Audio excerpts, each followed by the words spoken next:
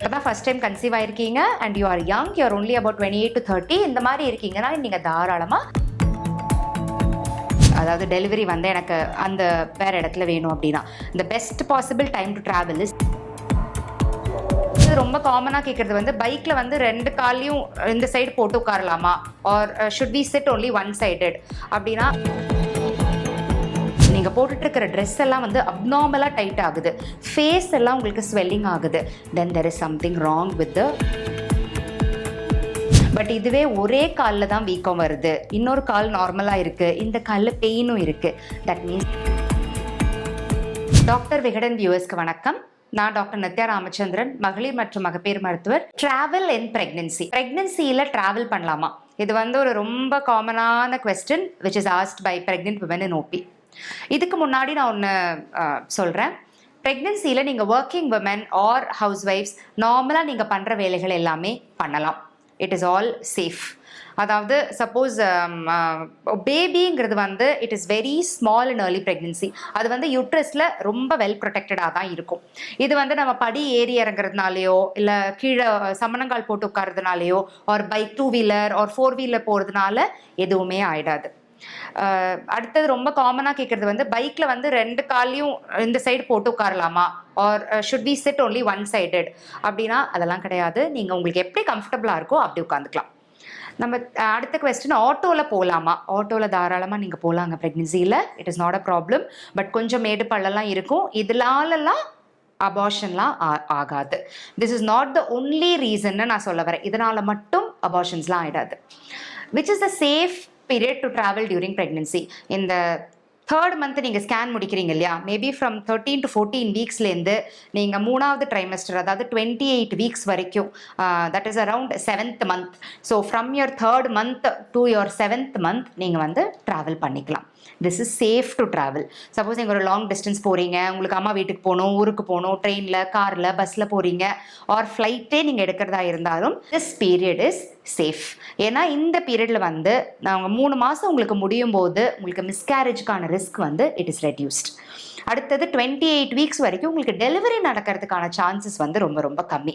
அதனால் இந்த பீரியட் வந்து நம்ம சேஃப்னு சொல்கிறோம். இப்போ சில லேடிஸ் வந்து ப்ரெக்னென்ட் ஆன உடனே அவங்களுக்கு நாசியா, வாமிட்டிங், அந்த டயர்ட்னஸ் எல்லாம் ஏர்லி ப்ரெக்னன்சியில் இருக்கும். இந்த மாதிரி இருக்கிறவங்க இந்த காரணத்தினால மட்டும் ரெஸ்ட் எடுக்கிறதுனா எடுத்துக்கலாம். பட் 2 வீலர் ஓட்டணும், என்னால் ஓட்டிகிட்டு போக முடியாது, குழந்தைக்கு ஏதாவது ஆகிடுமே, அந்த மாதிரிலாம் நீங்கள் பயப்பட வேண்டாம். உங்களுக்கு ப்ரீவியஸாக மிஸ்கேரேஜ் ஆயிருக்கு, ப்ரீவியஸ் 1 மிஸ்கேரேஜோ ப்ரீவியஸ் 2 மிஸ்கேரேஜஸ் ஆயிருக்கு, இந்த மாதிரி லேடிஸை வந்து நாங்களே வந்து உங்கள் டாக்டரே வந்து உங்களை ரெஸ்ட் எடுக்க சொல்லிடுவாங்க. இந்த மாதிரி லேடிஸ் வந்து ஒரு 3 months ரெஸ்ட் எடுத்தால் போதும், ட்ராவல் பண்ணாமல். பட் அதர்வைஸ் நீங்கள் இப்போ தான் ஃபர்ஸ்ட் டைம் கன்சீவ் ஆயிருக்கீங்க and you are young, you are only about 28 to 30 இந்த மாதிரி இருக்கீங்கன்னா நீங்கள் தாராளமாக உங்கள் 2 wheeler you can go. Self-driven 2-wheeler is better than autos. That's what I would say. அதாவது நீங்களே வண்டி ஓட்டு போகிறீங்கன்னா நீங்கள் கொஞ்சம் கேர்ஃபுல்லாக தான் இருப்பீங்க. ஸோ அந்த மாதிரி நீங்கள் போய்க்கலாம். பப்ளிக் டிரான்ஸ்போர்ட் எடுக்கலாமா? கண்டிப்பாக நீங்கள் பஸ்ஸு ஆர் ட்ரெயின் இதெல்லாம் நீங்கள் எடுத்துகிட்டு போகலாம். கூட்ட நெரிசல் இருக்கிறத வந்து கொஞ்சம் அவாய்ட் பண்ணுங்கள். ஏன்னா அது வந்து ஃபஸ்ட்டு திங்கஸ் வயர் அங்கே இங்கேன்னு ஏதாவது இடிக்கலாம், நம்மட்டும் உங்களுக்கு ஃபால் ஆகிறதுக்கான வாய்ப்புகள் ஜாஸ்தி இருக்கும் நீங்கள் கூட்டத்தில் போகும்போது. ஆர் வேறு ஏதாவது நீங்கள் இன்ஃபெக்ஷன் கேட்ச் பண்ணிப்பீங்க கூட்டத்தில் போகும்போது. ஸோ அந்த மாதிரி முடிஞ்சால் அவாய்ட் பண்ணி பாருங்கள். இல்லாட்டி அபார்ஷன் ரிஸ்க்குக்காக நீங்கள் அந்த ட்ராவலை வந்து அவாய்ட் பண்ண வேண்டாம். இப்போ அடுத்தது ஃப்ளைட் ட்ராவல் பற்றி நிறைய பேர்த்துக்கு நிறைய டவுட்ஸ் இருக்குது. எந்த பீரியடில் ட்ராவல் பண்ணலாம் அப்படின்லாம் நான் முன்னாடியே சொன்ன மாதிரி 2nd ட்ரைமஸ்டர், அதாவது நீங்கள் 12 வீக்ஸ் கிராஸ் பண்ணிட்டீங்க, 3rd month நீங்கள் கிராஸ் பண்ணிட்டீங்கன்னா 28 வீக்ஸ் வரைக்கும் or till 7th month you can travel. இந்த ட்ராவல்கான உங்களுக்கு சர்டிஃபிகேட் வேணுமானா கண்டிப்பாக you have to take it, because different ஏர்லைன்ஸ்க்கு வந்து டிஃப்ரெண்ட் ரூல்ஸ் இருக்கும். இப்போது டொமெஸ்டிக் ஏர்லைன்ஸ்னு பார்த்தீங்கன்னா, அதாவது நீங்கள் இந்தியாக்குள்ளே எங்கேயாவது ட்ராவல் பண்ணுறீங்கன்னா உங்களை ஒரு 9th month வரைக்கும் அலோவ் பண்ணுவாங்க. பட் இதுவே நீங்கள் அப்ராட் போகிறீங்க அப்படின்னா they will not allow you till maybe around 34 weeks வரைக்கும் அலோவ் பண்ணலாமா இருக்கும். ஸோ அது வரைக்கும் நீங்கள் ஒரு சர்டிஃபிகேட் வாங்கிட்டு தான் போகணும். ஏன் நம்ம ட்ராவலில் இவ்வளோ டவுட்ஸ் இருக்குது? What is the problem in travelling during pregnancy இந்த லேட் ட்ரைமஸ்டர்? நீங்கள் லேட்டாக போக ப்ரெக்னன்சி இஸ் அ த்ராம்போஜெனிக் ஸ்டேட். அப்படின்னா என்னென்னா உங்களுக்கு பிளட் வந்து சீக்கிரமே இதுக்குள்ள கிளாட் ஆகிறதுக்கான வாய்ப்புகள் ஜாஸ்தி இருக்கு. அதை வந்து ரொம்ப நேரம் நீங்க உட்காந்துட்டே இருக்கீங்க. சப்போஸ் நீங்க ஒரு லாங் ஃபிளைட் போறீங்க, flight is around 6 hours or 7 hours. அப்படி இருக்கும்போது all 4-6 hours when you keep sitting, blood வந்து காலில் கிளாட் ஆகிறதுக்கான வாய்ப்புகள் இருக்கு. இது கிளாட் ஆகும்போது அது அப்படியே மேலே ஏறி லங்ஸ்குள்ள போய் உங்களுக்கு ப்ரீத்திங் டிஃபிகல்ட்டி வரலாம். இது வந்து நம்ம பல்மனரி எம்போலிசம்னு சொல்லுவோம் ஒரு மெடிக்கல் டெர்மினாலஜியில். ஸோ இந்த மாதிரி ப்ராப்ளம் எல்லாம் வராமல் இருக்கிறதுக்கு தான் நம்ம மேக்ஸிமம் ட்ராவலை அவாய்ட் பண்ண சொல்கிறோம் ப்ரெக்னென்சியில். It is not because it will cause only abortions அந்த மாதிரியெல்லாம் கிடையாது. பிகாஸ் நீங்கள் ஃப்ளைட்டில் பார்த்தீங்கன்னா உங்கள் அந்த ஏர் வந்து கொஞ்சம் அந்த டீகம்ப்ரெஸ்ட் ஸ்டேட்ல இருக்கும்போது ஆக்சிஜன் லெவலில் வந்து we will be able to manage. If you're a normal healthy pregnant woman, நீங்க அதை வந்து மேனேஜ் பண்ணிடுவீங்க. that is not the only issue. The issue is நீங்க ரொம்ப நேரம் உட்கார்ந்து இருக்கும்போது இந்த லெக்ல வந்து இந்த கிளாட் வருது இல்லையா, அதுதான் ப்ராப்ளம். ஸோ இதை ப்ரிவென்ட் பண்றதுக்கு நம்ம என்ன பண்ணலாம்? நீங்கள் வந்து டாக்டர்கிட்ட கண்டிப்பாக சொல்லணும் எவ்வளோ நேரம் உங்கள் ஃப்ளைட் ஜேர்னி இருக்கும்னு. ஒரு ஒன் ஹவர் ஒன்ஸ் அட்லீஸ்ட் ஃப்ளைட்டில் வந்து ஏஞ்சி வாக் பண்ண ட்ரை பண்ணுங்கள். Or at least stretch your legs. நீங்கள் ட்ரெயின்லலாம் போனீங்கன்னா உங்களுக்கு நடக்கிறதுக்கு வந்து ஏராளமான இடம் இருக்கும். So you will be able to walk in the train unlike the flight. But ஃப்ளைட்லேயும் make sure that you walk, you stretch your legs, drink lot of water, drink lot of liquids. இந்த லிக்விட்ஸ்னு சொல்லும்போது aerated liquids முடிஞ்ச அளவு எடுத்துக்காதீங்க. Because you will feel more gassy. அதனால் அந்த aerated drinks avoid பண்ணிட்டு ட்ரிங்க் பிளென்டி ஆஃப் வாட்டர். நீங்கள் தண்ணி குடிச்சிட்டே இருக்கும்போது அந்த டீஹைட்ரேஷனுக்குள்ளே போக மாட்டீங்க. ஏன்னா dehydration is an important reason for embolism again.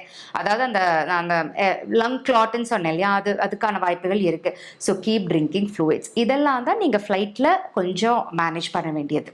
அடுத்தது ட்ராவல் இன் ப்ரெக்னன்சியில் most important thing is you will be able to catch infections very fast. ஏன்னா ஏற்கனவே உங்கள் இம்யூனிட்டி வந்து கொஞ்சம் லோவர் சைடில் இருக்கும் நீங்கள் ப்ரெக்னெண்ட்டாக இருக்கிறதுனால. ஸோ நீங்கள் அவுட் சைட் ஃபுட் வந்து கொஞ்சம் கேர்ஃபுல்லாக சாப்பிடுங்க.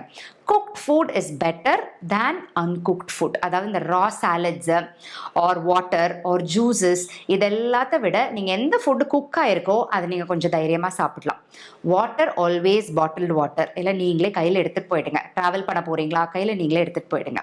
அடுத்தது நீங்கள் வேற எங்கேயாவது போகிறீங்க, அம்மா வீட்டுக்கு போகிறீங்க, ஒரு 3 months அங்கே இருக்க போகிறீங்க, பக்கத்தில் ஏதாவது ஒரு ஹாஸ்பிட்டலில் பார்த்து வச்சுக்கோங்க. எமர்ஜென்சி ப்ரெக்னென்சியில் எப்போ வேணால் வரலாம், எப்போ வரும் நம்மளால் சொல்ல முடியாது. ஸோ அந்த மாதிரி இருந்தால் to your nearest doctor you can go and show yourself. சில பேர் அப்ராட் போவாங்க, அதாவது டெலிவரி வந்து எனக்கு அந்த வேற இடத்துல வேணும் அப்படின்னா the best possible time to travel is 34 weeks. அதாவது 8 மாதம் 8.5 மாதம் ஆயிடுச்சா, please travel. Don't postpone till 9th month. ஏன்னா அந்த 9th monthல எப்போ வேணால் டெலிவரி நடக்கலாம். அந்த மாதிரி சுச்சுவேஷன் இருக்கும்போது it is better to travel early. One most important point, ப்ரெக்னென்சியில் ஏதாவது காம்ப்ளிகேஷன்ஸ் இருக்குது, அதாவது உங்களுக்கு ப்ரெக்னென்சியில் டயபெட்டிஸ் இருக்குது, ஆர் ட்வின் ப்ரெக்னென்சியாக இருக்கலாம், ஆர் ஹைப்பர் டென்ஷன் இருக்குது, ஆர் வேறு ஏதாவது லிவர் ப்ராப்ளம் எது இருந்தாலுமே டாக்டரோட ரெக்கமெண்டேஷன் இல்லாமல் you do not travel. It is very risky for you and for your baby. Pregnancy-ல வந்து கால் வீங்கிறது is a very normal symptom. நம்ம பாடியில் வால்யூம் ஓவர்லோட் இஸ் ஹேப்பனிங். அதாவது பேபிக்கும் நம்ம பிளட் சப்ளை வந்து மதர்கிட்டேருந்து தான் ஸ்டார்டிங்கில் போயாகணும். அப்போ உங்கள் பிளட் வால்யூம் வந்து இன்க்ரீஸ் ஆகும்.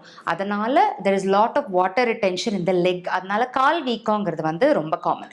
இந்த மாதிரி கால் வீக்கம் இருக்கிற லேடிஸ் காலில் வலி வராத வரைக்கும் இட் இஸ் பெட்டர். சில பேஷண்ட்ஸை நம்ம பார்த்துருப்போம் 12th வீக் ஆர் 13th வீக்கில் சில பேருக்கு கால் வலி வீக்கம் வந்து ஆரம்பிக்கலாம். ஆர் ரொம்ப காமனாக வீக்கம் பார்க்கறது வந்து 28 வீக்ஸ், அதாவது 3rd trimester, அந்த 7ஆம் மாதம் அவங்க கிராஸ் பண்ணும்போது கால் வந்து வீக்க ஆரம்பிக்கும். சிங்கிள் ப்ரெக்னென்சியாக இருக்குது, அதாவது ஒரே ஒரு குழந்தை தான் வளருது, கால் வீங்குது, பிபி இல்லை அப்படின்னா வரி பண்ண வேண்டாம். பட் இதுவே ஒரே காலில் தான் வீக்கம் வருது, இன்னொரு கால் நார்மலாக இருக்குது, இந்த காலில் பெயினும் இருக்குது, that means there is something wrong. Clot formation அந்த காலில் ஆகிறதுக்கான அறிகுறியாக கூட இருக்கலாம். அப்போ வந்து நம்ம வாட்ச் பண்ணணும். அடுத்தது உங்களுக்கு மல்டிபிள் ப்ரெக்னென்சி, அதாவது ஒரு குழந்தைக்கு மேலே ட்வின்ஸ் கேரி பண்ணுறீங்க இல்லை ட்ரிப்ளட்ஸ் கேரி பண்ணுறீங்க, இவங்களுக்கு வந்து பீடல் எடிமா ஆர் கால் வீக்கங்கிறது வந்து இட் இஸ் காமன். எந்த கால் வீக்கமுமே when it is not associated with blood pressure இல்லை, வெறும் கால் மாத்திரம்தான் வீங்குது அப்படின்னா நம்ம கொஞ்சம் வெயிட் பண்ணி பார்க்கலாம். பட் எப்போ பிளட் ப்ரெஷர் ஆரம்பிக்குதோ அப்போ வந்து ப்ரோட்டீன்ஸ் உடம்புலேருந்து அதிகமாக வெளில போகுதுன்னு அர்த்தம். இப்போ நம்ம அவங்களை கொஞ்சம் சீரியஸாக மானிட்டர் பண்ணி பிளட் ப்ரெஷர் ஏதாவது இருந்ததுன்னா அதுக்கான மெடிகேஷன்ஸ் எல்லாம் நம்ம கொடுக்கணும். இப்போ நார்மலாக ஆஃபீஸ் கோயிங் பெண்களுக்கு ஆஃபீஸில் இருக்கிற வரைக்கும் அந்த நின்றுட்டே வேலை பார்க்குறவங்களுக்கு கால் வீக்கம் வந்து வரலாம். ஸோ வீட்டுக்கு வந்து ஜஸ்ட் அவங்க கொஞ்ச நேரம் உட்காந்துட்டு நான் என்ன சொல்லுவேன்னா, ஒரு படுத்துக்கும் போது ஒரு 2 தலாணி வச்சுக்கோங்க. ஸோ தட் எடிமா எல்லாம் அந்த வீக்கம் எல்லாம் கொஞ்சம் உடம்புலேருந்து மேலே வந்துடும். இந்த மாதிரி நீங்கள் பண்ணிங்கனாலே அது வந்து போதுமானது. முடிஞ்சால் உங்கள் ஆஃபீஸில் எப்படி உட்காரும்போது காலை தொங்க போடுறதுக்கு பதிலாக இன்னொரு ஸ்டூலோ இன்னொரு சேரோ பக்கத்தில் இருந்தால் அதில் நீங்கள் ரெஸ்ட் பண்ணிக்கிட்டீங்கன்னா இந்த கால் வீக்கத்தை நம்ம ஓரளவுக்கு சமாளிச்சிடலாம். ஸோ கால் வீக்கம் when it is not associated with blood pressure and திடீர்னு கால் வீங்காமல் கிராஜுவலாக வீங்குதுன்னா பரவாயில்ல. சில பேர்த்துக்கு ஒரு நாள் இப்படி இருக்கும், ஒரு 2 டேஸ்னு பார்த்தீங்கன்னா நிறைய கால் வீக்கம் இருக்கும். That is something abnormal. அப்புறம் உடம்பு ஃபுல்லாக வீங்குது, நீங்கள் போட்டுட்டு இருக்கிற ட்ரெஸ் எல்லாம் வந்து அப்நார்மலாக டைட் ஆகுது, ஃபேஸ் எல்லாம் உங்களுக்கு ஸ்வெல்லிங் ஆகுது, then there is something wrong with the பாடியில் ஏதோ ஒரு இண்டிகேஷன் அது கொடுக்குது. Because all these, whatever happens to you in pregnancy, it can affect the baby. உங்கள் பேபியை அதை அஃபெக்ட் பண்ணலாம். அதனால இந்த மாதிரி ஏதாவது சிம்டம்ஸ் இருந்ததுன்னா please do visit your doctor.